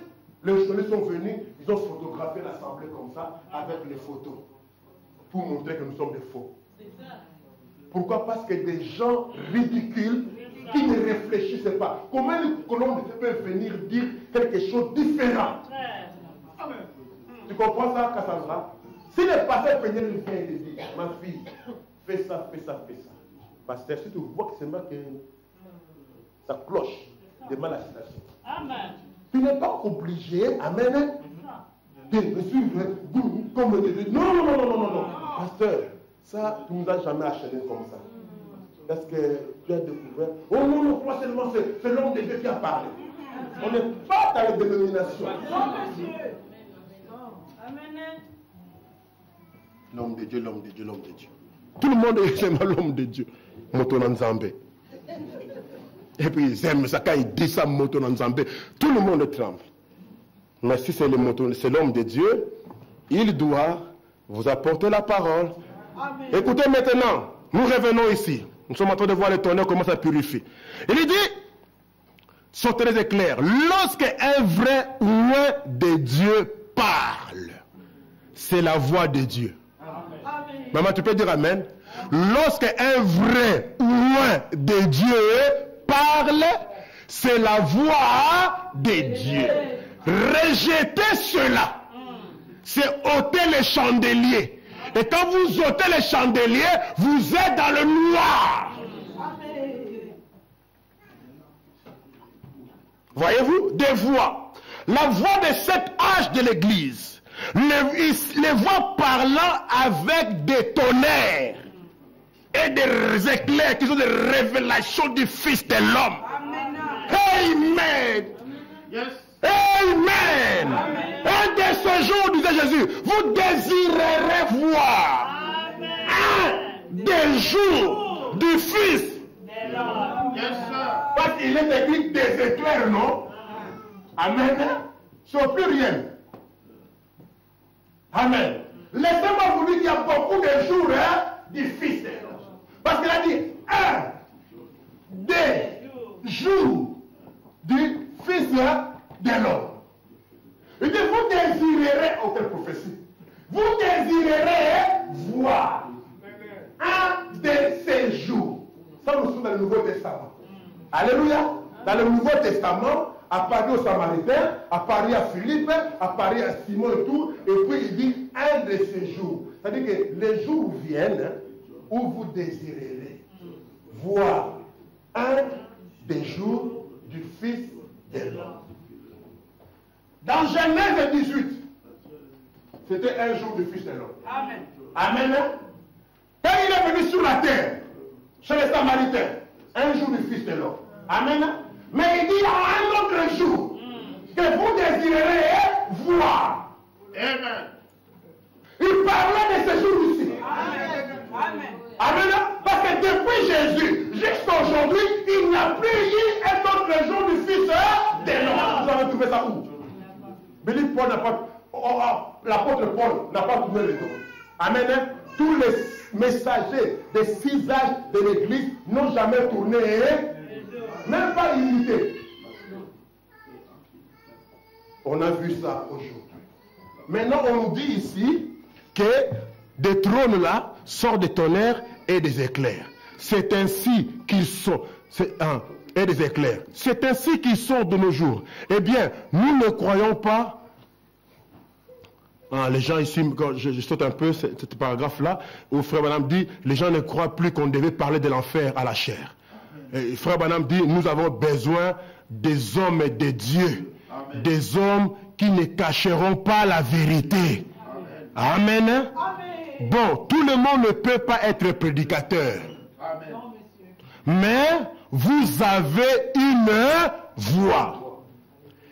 Et si vous ne pouvez pas prêcher un sermon aux gens, Amen. Vous êtes des prédicateurs. Amen. Vous êtes appelés à la chair pour prêcher. Si vous êtes un prédicateur, vous êtes appelé à la chair pour prêcher. Et si vous ne l'êtes pas, vous êtes néanmoins prédicateur. Amen. Seulement, vivez un sermon devant les gens. Amen. Amen. Comment est-ce que ma fille Rebecca peut être prédicatrice? En vivant un serment devant les gens. Donc la vie, les écritures, les épîtres écrites dans votre vie, en les vivant, tu es en train de prêcher. Tu n'es pas un prédicateur derrière la chair, tu es un prédicateur dans la vie de tous les jours. Que votre sermon soit vécu. C'est la voix de Dieu qui apportera la condamnation à ceux qui rejettent cela. Les gens diront de vous, personne ne peut prouver quelque chose dans la vie de cet homme ou dans la vie de cette femme. Ils sont doux, ils sont... Si jamais il y a un homme de Dieu, c'est bien cet homme-là. Ah, comme j'aimerais qu'on dise ça de moi. Ou cette femme-là. Pourquoi? Parce que vous vivez vos sermons. N'essayez pas de les prêcher si vous n'êtes pas appelé à être prédicateur. Vous mélangerez tout. De toute façon, vous apporterez la confusion et vous embrouillerez les gens et vous ne saurez pas 3 points de suspension et vous allez les ruiner et vous vous ruinerez vous-même aussi. Mais vivez tout simplement votre sermon. Amen. Il n'y a pas de prédicateurs derrière la chair et de prédicateurs que nous sommes tous censés être. Amen. Le prédicateur est appelé à prêcher le sien et à les vivre aussi. Si vous ne pouvez pas les vivre, alors cessez de le prêcher. Vous êtes censé vivre votre sermon. Si moi, prédicateur, je prêche, je dois vivre ce que je prêche. Ou j'arrête de prêcher. Si vous, des prédicatrices, ou des prédicateurs, amen, vous dites aux gens, la Bible dit, Frère Branham a dit, le message dit, et vous ne vivez pas ce que vous dites, arrêtez de parler aussi. Écoutez bien. Très bien, il y avait des voix. Oh, combien nous avons besoin à Jeffersonville, des milliers de voix vécues. Des voix, virgule, les tonnerres de Dieu. Amen. Les voix vécues sont des tonnerres de Dieu tonnant dans la douceur, la sainteté, la pureté, par des vies non souillées, parcourant la terre aujourd'hui sans reproche. Oui, oui, les vrais chrétiens sont un tonnerre contre l'ennemi.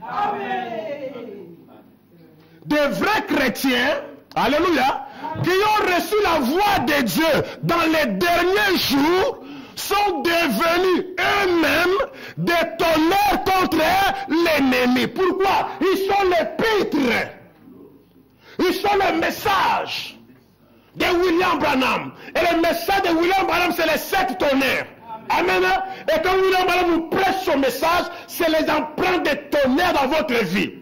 Quand vous acceptez cela, vous vivez cela, vous devenez vous-même un tonnerre contre l'ennemi. Frère Branham dit, paragraphe 111, écoutez très bien. Cela importe peu au diable comment vous pouvez crier. Amen. C'est vrai, nous prions, moi aussi je prie, nous crions quand nous prions. On ne dit pas que c'est mauvais, mais apprenez que ce n'est pas parce que tu as crié que le diable va avoir peur. Cela importe peu au diable combien vous pouvez sauter. Amen. À quel point vous pouvez faire ceci ou crier. Mais ce qui fait mal au diable, ce qui fait mal au diable, c'est de voir cette vie sanctifiée, sainte et consacrée à Dieu. Dites n'importe quoi à cet homme, traitez-le de tous les noms, il restera tout aussi doux que possible et ira de l'avant. Si vous ne restez pas doux, alors qu'on parle du mal de vous, alors qu'on vous critique, et vous ne continuez pas à aller de l'avant, vous n'avez pas encore avalé les 7 tonnerres.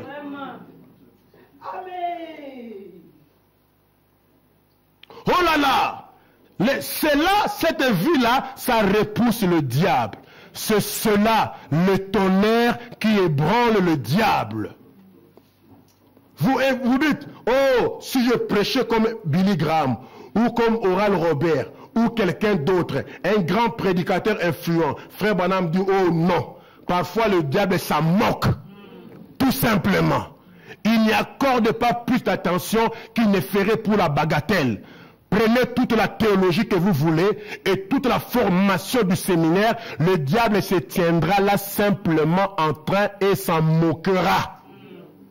Mais lorsqu'il voit cette vie, vous avez compris le secret? Amen. Amen. Le diable se moque que nous puissions prêcher comme Oral Robert, comme Billy Graham, comme un des grands prédicateurs. Pourtant, c'est notre ennemi. Il ne devait pas se moquer de nous. Tout ce que nous faisons, si ça ne fait pas trembler le diable, c'est zéro. Qu'est-ce qui fait trembler le diable? C'est le tonnerre vécu. Et je vous dis, il n'y a rien qui va relever le défi de ce jour. C'est le message de l'heure.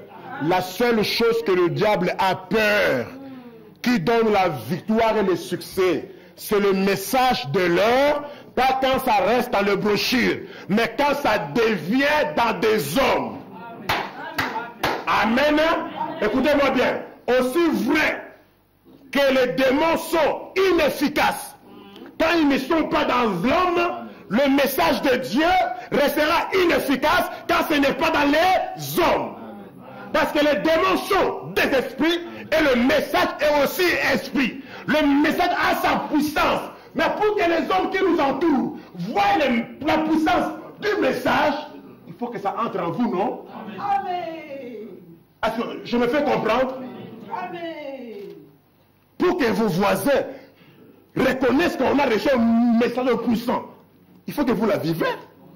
Pour que je sache que les démons de mensonge existent, il faut que les démons de mensonge soient à quelqu'un, que quelqu'un puisse mentir. Et le message, c'est la vie. C'est la puissance. Quand nous parlons des tonnerres, apprenez qu'il y a une autre étape qui concerne la vie. Amen. Et c'est ça qui fait mal au diable. Parce qu'il dit quand ces choses seront révélées, ça va purifier plusieurs. Amen. Amen.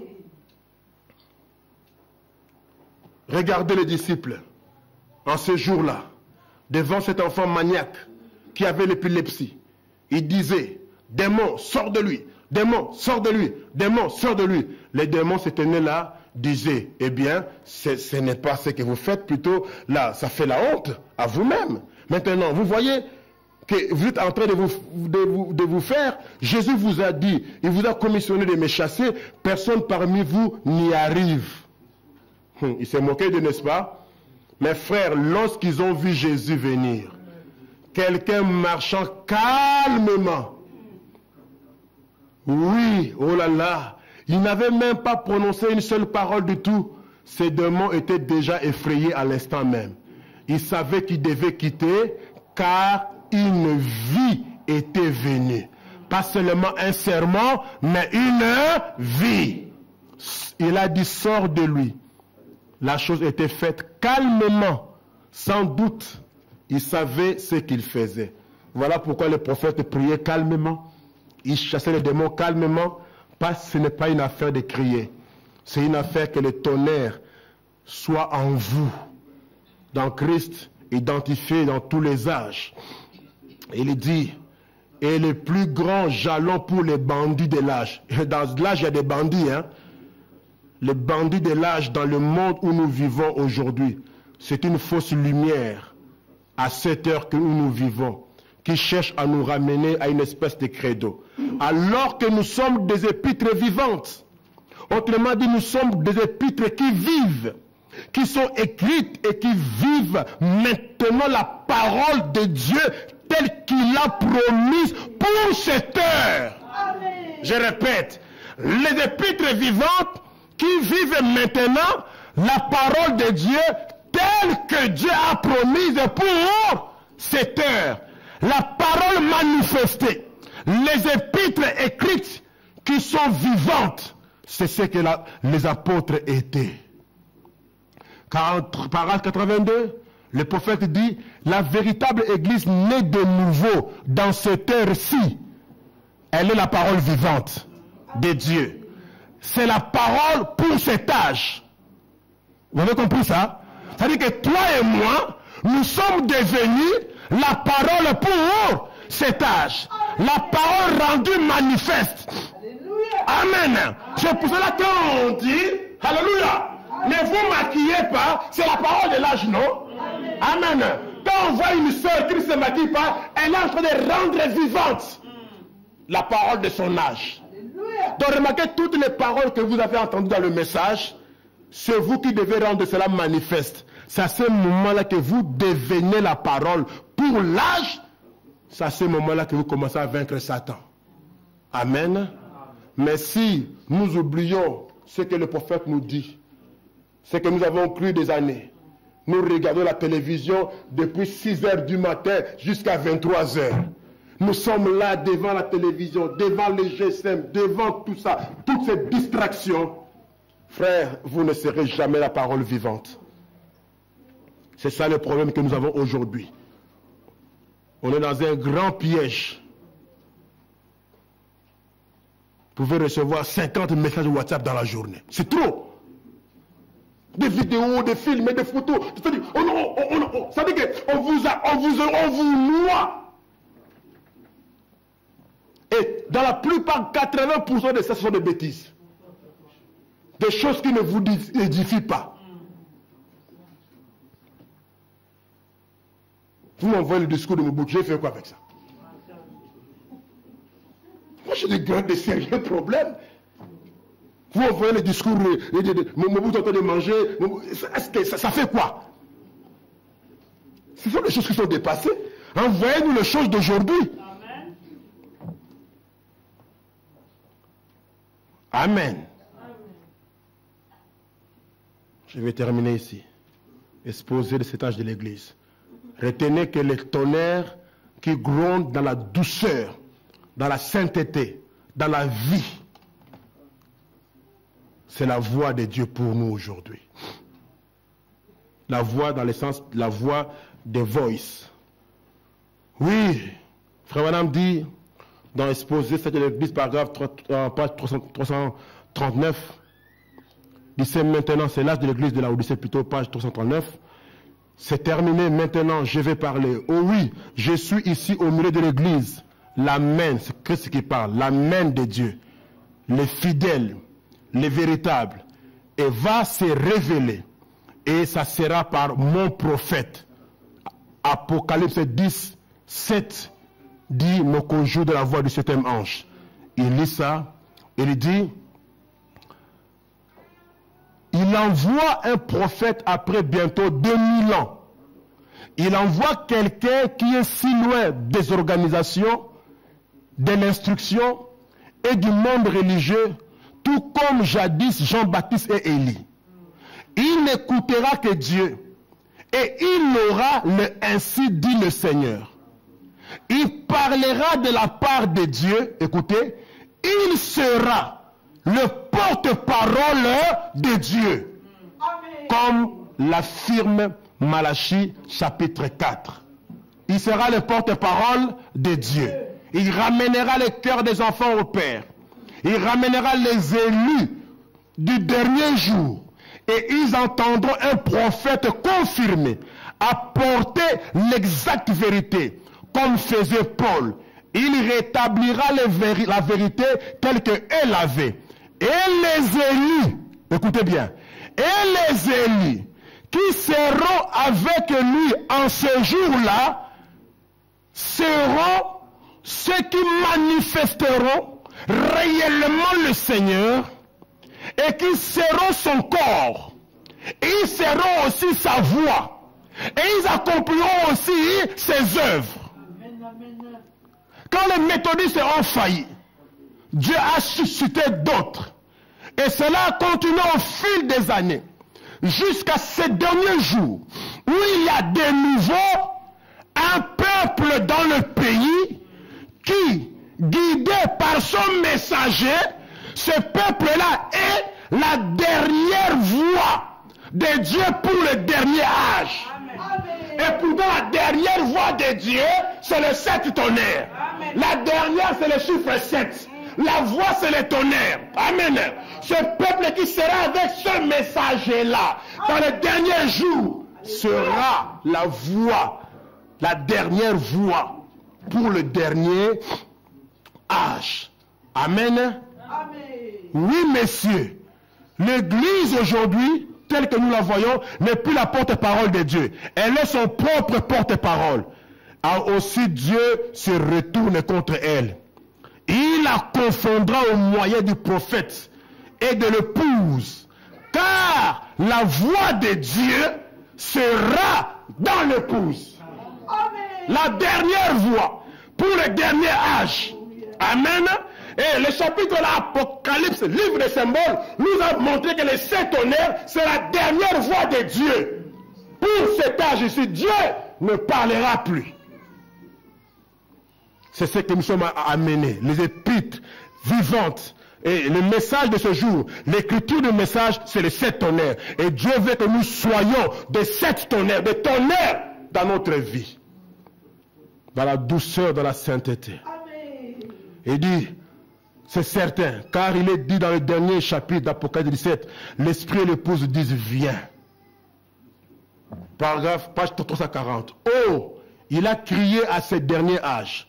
Vous avez la parole, vous avez plus de Bible que jamais, mais vous ne faites rien d'autre de la parole que de la disséquer, de la découper en morceaux, en y prenant ce qui vous convient et en laissant ce dont vous ne voulez pas. Ce n'est pas vivre la parole qui vous intéresse, c'est la discuter. Ouais. On n'est plus intéressé à vivre la parole, on est intéressé à la discuter. J'aimerais mieux que vous soyez froid ou bouillant. Si vous étiez froid et que vous la rejetiez, je la supporterai. Mais si vous brûlez de connaître la vérité de la parole et de la vivre, je vous louerai pour cela. Mais quand vous vous contentez à prendre ma parole sans l'honorer, alors je dois répondre en refusant de vous honorer. Je vous vomirai car vous me soulevez le cœur. Que Dieu soit miséricordieux envers nous. Alors écrit ici, oh, si seulement l'église était forte ou bouillante, le mieux serait qu'elle soit fervente, qu'elle soit bouillante, mais elle ne l'est pas. La sentence a été prononcée. Elle n'est plus la voix de Dieu pour le monde. Elle soutient qu'elle est, mais Dieu dit qu'elle ne l'est pas. Oh, Dieu a encore une voix pour les gens du monde. Tout comme il a donné une voix à l'épouse, cette voix est dans l'épouse, comme nous l'avons dit précédemment. Amen. Amen. Voilà le but de ce tonnerre. C'est de nous purifier, de nous amener nous-mêmes à être des tonnerres. Une vie vécue. Parce que le tonnerre, le chiffre 7, n'oubliez pas, c'est la perfection. Amen. Et si elle vient, c'est pour nous parfaire. Je termine ici dans les choses qui doivent être. Là, le prophète dit, oh, on l'appelle la maison de mon Père. Je m'en vais vous préparer une place et vous faire sortir de cette maison de pestiférés. Vous délivrer pour vous faire entrer dans la maison de mon Père. Amen. Voilà me faire sortir de cette espèce de maison pestiférée qui est venue de la terre. Il est allé préparer une place, un endroit parfait où il n'existe aucun mal, il n'existe aucune maladie, il n'existe aucune vieillesse, où il n'existe aucune mort. C'est un endroit parfait qui vous appelle à cette perfection. Il vous faut être parfait pour pouvoir y entrer. La Bible dit, soyez donc parfaits comme votre Père Céleste est parfait. C'est un royaume parfait, donc il faut que ce peuple qui va entrer soit parfait. Amen. Puisque vous devez être là, marié à un fils du Dieu parfait, vous devrez être une épouse parfaite. Ainsi, comment pourriez-vous y arriver? C'est-à-dire, comment pourriez-vous être parfait? Par autre chose que la parole parfaite de Dieu. Amen. Amen. Et la parole parfaite de Dieu, c'est la voix parfaite de Dieu. C'est cet honneur aujourd'hui. Et vous ne pouvez pas être parfait sans le message de ce dernier jour. La voix de Dieu pour nous, qui est l'eau de séparation. Amen. Que Dieu puisse bénir sa parole dans nos cœurs. Les sept honneurs sont venus pour nous blanchir, pour nous épurer, pour nous purifier, afin que nous puissions, nous, devenir des tonnerres, des épîtres. Ça, c'est l'écriture que Dieu a donnée à Frère Branham. Et il veut retrouver ça dans nos vies. C'est pour cela que Dieu nous fasse grâce. Nous voulons revenir à la dureté du message, à la sévérité du message. Acceptez ça, mes frères. Amen. Mes enfants, acceptez qu'on vous traite de tous les noms. Acceptez que les gens vous abandonnent. Acceptez qu'on vous méprise. Mais Dieu vous honorera. Amen. Parce que c'est Dieu qui aura toujours le dernier mot.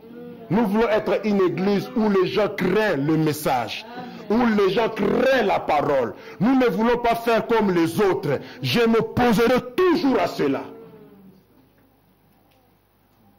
Retournons dans la dureté du message. Si on vous appellera d'extrémistes, qu'on vous appelle des extrémistes, mais je vous dis, Dieu va vous honorer. Vous croyez à cela? J'espère que je ne vous ai pas blessé, je ne vous ai pas offensé, mais je pense simplement que nous commençons à prendre un chemin où ceux qui veulent continuer, qu'ils continuent, et ceux qui veulent revenir à l'original, nous devons revenir à l'original. Vous savez, à l'original, qu'est-ce qu'on faisait? On lisait toute une brochure. Je peux vous poser la question ici, combien lisent encore de brochures? Je ne vous pose pas la question, vous-même regardez, combien lisent encore le message? Nous ne lisons plus le message. On a des citations par-ci, par-là, mais rester, prendre sa Bible, prendre une brochure, s'asseoir pendant 1-2 heures, lire, prier, et fermer pour continuer plus tard. Qui le font encore? Pendant les 30 minutes de silence ici, qui viennent s'asseoir là, ils ouvrent une brochure. Dimanche prochain, je vais passer un peu pour regarder. Combien s'assoient et puis ils ouvrent une brochure en train de lire en attendant que le culte commence. On ne fait plus ça. Et les frères, et les sœurs, et les jeunes, et les adolescents. Vous ne voyez pas que nous sommes en train de mourir? Est-ce que vous ne voyez pas vraiment vous-même que nous sommes en train de mourir? Nous sommes en train de mourir. Combien de temps nous avons le GSM à la main ici, dans la journée, que d'avoir la Bible ou une brochure à la main? Combien nous lisons encore dans le train ou dans le métro? Je n'ose même pas poser la question, ça sera scandaleux. Mais nous sommes en train de mourir. Et quelqu'un doit vous dire que nous sommes en train de mourir. Si on ne vous le dit pas, vous allez vraiment être froid et fini. La seule chose, c'est le message de l'heure. Retournons à ce message. Amen. Ça peut être difficile, acceptez ça. Ça vous aidera à traverser l'adolescence. Ça vous aidera à traverser la jeunesse. Ça vous aidera à traverser la vieillesse. Restez avec ça. Et quand le jour de votre mort va arriver, vous allez quitter ce corps, vous entrerez dans la gloire. Vous allez découvrir que tout ce que nous faisons ici, ce n'est que de la vanité, frère. Voiture, maison, habits, chaussures et tout ça, ce n'est que de la vanité. C'est pour cela, ne pensez pas beaucoup dans votre esprit sur des choses-là. Ne vous tracassez pas. Je vais manger quoi? Je vais m'habiller quoi? Non. Tu as une étoffe pour couvrir ton corps. Glorifie le Seigneur. Essaie toujours d'avoir quelque part là-bas où tu mets ton investissement. Amen. Que le Dieu de grâce nous fasse vraiment grâce. Amen. Moi-même, je prie aussi. Je dis, Seigneur, je vais retourner complètement. Je vais retourner totalement dans la dureté de ce message-là. Que Dieu nous fasse grâce. Tu auras beaucoup de difficultés, mais Dieu sera de ton côté. Lèvons-nous, on va prier le Seigneur.